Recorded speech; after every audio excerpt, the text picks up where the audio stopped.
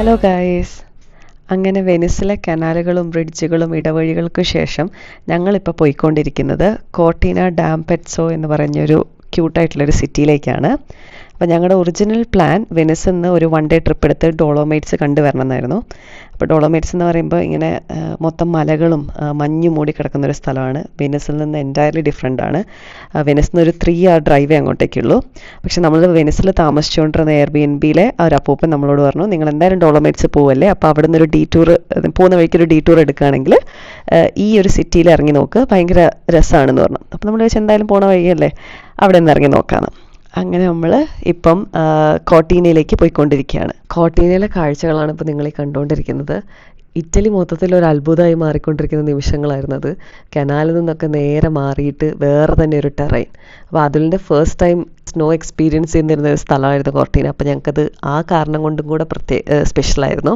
അപ്പോൾ ബേസിക്കലി ഇവിടെ ആൾക്കാർ വരുന്നതെന്ന് പറഞ്ഞു കഴിഞ്ഞാൽ സ്കീ ചെയ്യാനാണ്. അപ്പോൾ നമ്മൾ മാത്രമാണ് അവിടെ ഇങ്ങനെ വെറുതെ ആ സിറ്റിയൊക്കെ ഒന്ന് ചുറ്റി കാണാമെന്നുള്ള ഒരു ഐഡിയ ആയിട്ട് അവിടെ ഇറങ്ങി. ബാക്കി എല്ലാവരുടെയും ഐഡിയ എന്ന് വെച്ച് കഴിഞ്ഞാൽ മുകളിൽ ആ മലയുടെ മണ്ടേ കയറി സ്കീ ചെയ്യുക. കുറച്ച് നേരം അവിടെ സ്പെൻഡ് ചെയ്യാമെന്ന് വിചാരിച്ച് ഇറങ്ങിയ സിറ്റി ആണെങ്കിലും അവിടെ എക്സ്പ്ലോർ ചെയ്യാൻ ഒത്തിരി ഉണ്ടായിരുന്നു. അപ്പോൾ നമ്മുടെ ഐഡിയ എന്ന് വെച്ച് കഴിഞ്ഞാൽ നമുക്ക് കേബിൾ കാറിൽ കയറി മുകളിൽ നിന്നുള്ള വ്യൂ കാണാമെന്നായിരുന്നു. പക്ഷേ വി വർ ലേറ്റ്. നമ്മൾ എത്തിയപ്പോൾ 4:30 അപ്പോൾ 4:30 അവസാനത്തെ, നമ്മൾ ജസ്റ്റ് മിസ് ചെയ്തു. നമ്മൾ ടിക്കറ്റ് എടുത്തു, പക്ഷെ നമുക്ക് പോകാൻ പറ്റിയില്ല.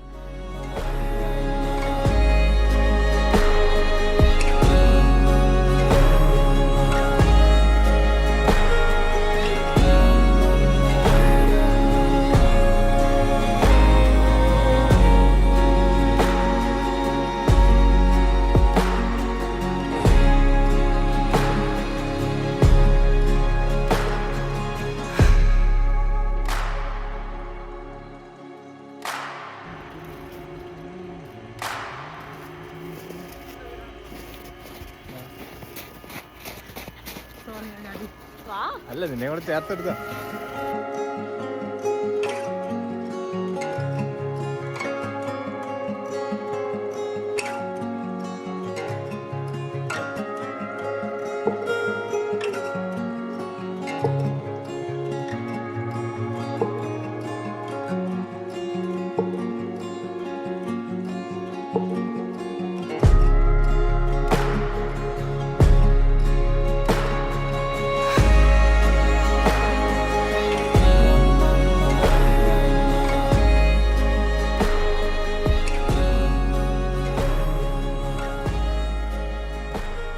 അങ്ങനെ നമ്മൾ കുറച്ച് നേരം സ്നോയിലൊക്കെ കളിച്ച് രാത്രി ആകാനായപ്പോഴത്തേക്കും നമ്മൾ സിറ്റിയിലേക്ക് തിരിച്ചു പോകാമെന്ന് വിചാരിച്ചു. കാരണം നമുക്ക് വെനിസ് വരെ തിരിച്ചെത്തണമല്ലോ.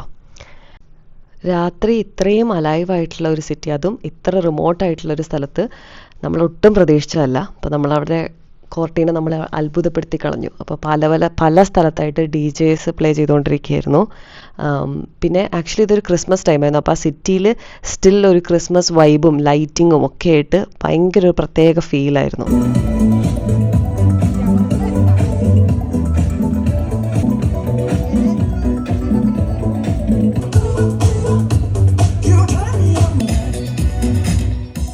അങ്ങനെ കോർട്ടീനയോട് ബൈ പറഞ്ഞ് നമ്മളന്ന് വെനീസിലേക്ക് തിരിച്ചുപോയി.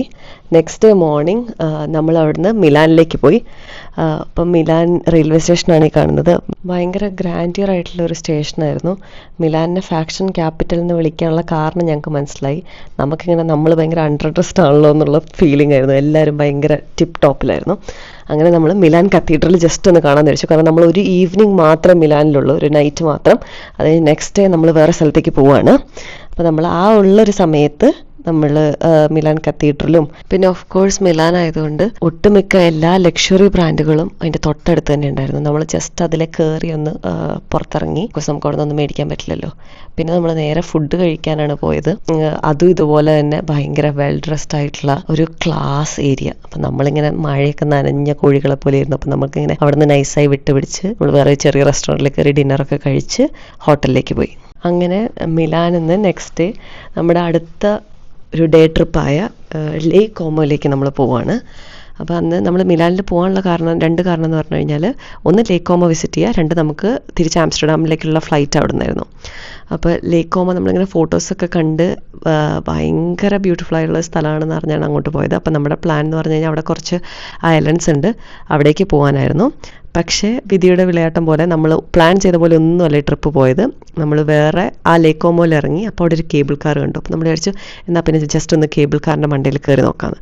കേബിൾ കാറിൻ്റെ മുകളിൽ കയറിയപ്പോഴാണ് നമ്മൾ ഈ ലേക്ക് കോമോൻ്റെ മൊത്തത്തിലുള്ളൊരു വ്യൂ കണ്ടത്. ഒരു സ്പെക്ടാക്കുലർ വ്യൂ ആയിരുന്നു. പിന്നെ ലേക്ക് കോമോയ്ക്ക് കുറച്ച് പ്രത്യേകതകൾ കൂടെ ഉണ്ട്. സ്റ്റാർ വാർസിലെ അനാക്കിൻ സ്കൈവാക്കറിൻ്റെ കല്യാണം നടക്കുന്നത് ഇവിടെയാണ്. പിന്നെ നമ്മുടെ ജോർജ് ക്ലൂണിക്ക് ഇവിടെ ഒരു വില്ലയുണ്ട്. അങ്ങനെ ഒരുപാട് സ്പെഷ്യൽ ആയിട്ടുള്ള ഒരു സ്ഥലമാണ് ലേക്ക് കോമോ.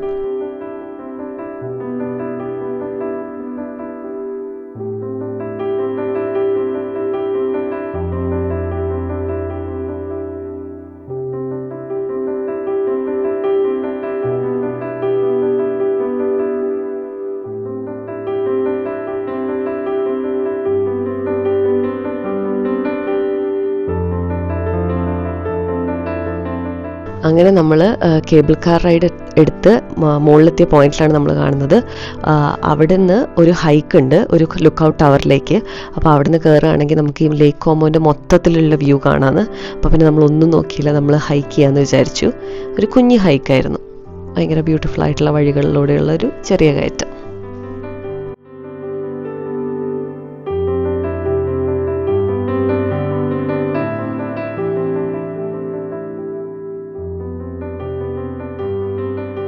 ഹലോ ഗൈസ്, ഇന്ന് ഞങ്ങളുടെ ലാസ്റ്റ് ഡേ ഓഫ് ദി ട്രിപ്പാണ്. നാളെ ഞങ്ങൾ തിരിച്ചു പോകും.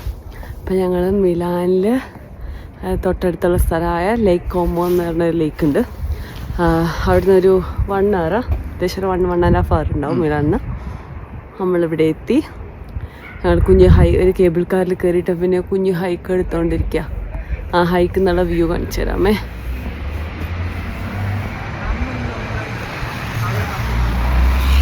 ബാക്കിൽ നടന്നു വരുന്നുണ്ട്. കുറച്ച് കയറി അതാണ് ആ ലേക്ക്. നിങ്ങൾ അവിടെ തന്നെ അവിടെ അവിടെ അവിടെ ഇതാണ് ആ ലേക്ക്. അതിൻ്റെ ലേക്ക് മാൻസ്പ്ലെയിനിങ് 2.0. Live with it.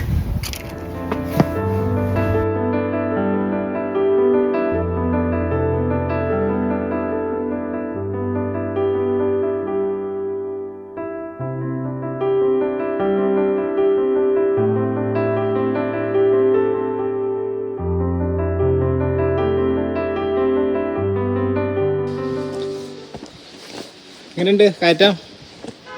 കൊള്ളാമോ? My body was craving for this. ഈ കയറ്റത്തിനോ? എത്ര കാലം കയറ്റം കയറിയിട്ട് കയറ്റം കണ്ടിട്ട്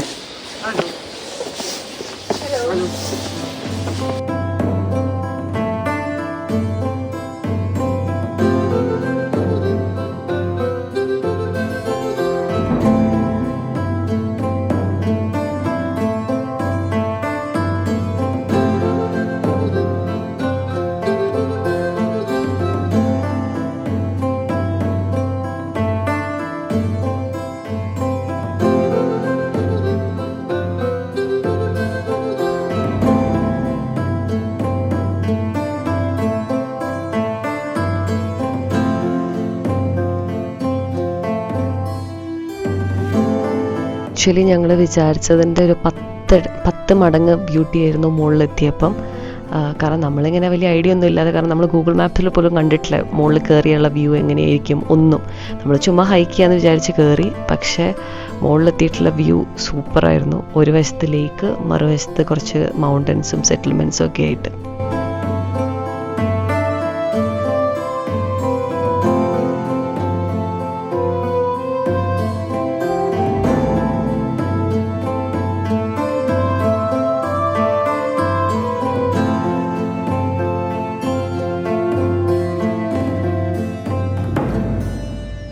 നമ്മുടെ എക്സൈറ്റ്മെൻറ്റ് കൊണ്ട് ഞാൻ എന്തൊക്കെയോ അവിടെ നിന്ന് പറയുന്നുണ്ട്. പക്ഷേ കാറ്റെന്ന് പറഞ്ഞു കഴിഞ്ഞാൽ ഭയങ്കര കാറ്റായിരുന്നു. നമ്മൾ പറയുന്ന ഒന്നും റെക്കോർഡായിട്ടുണ്ടായിരുന്നില്ല. ഞാൻ ആക്ച്വലി അവിടെ എന്താ പറഞ്ഞതെന്ന് എനിക്ക് യാതൊരു ഐഡിയ ഇല്ല. പിന്നെ നമ്മൾ അവിടുത്തെ വ്യൂ ഒക്കെ കണ്ടു കഴിഞ്ഞപ്പോഴാണ് ഈ ഒരു കാഴ്ച കണ്ടത്. അതിങ്ങനെ ഭയങ്കര സറിയലായിരുന്നു. ഈ ഒരു മഞ്ഞ ഹെലികോപ്റ്റർ ഇങ്ങനെ പച്ച പർവ്വത നിരകളുടെ ഇടയിലൂടെ ഇങ്ങനെ പറന്ന് പറന്ന് പോവും.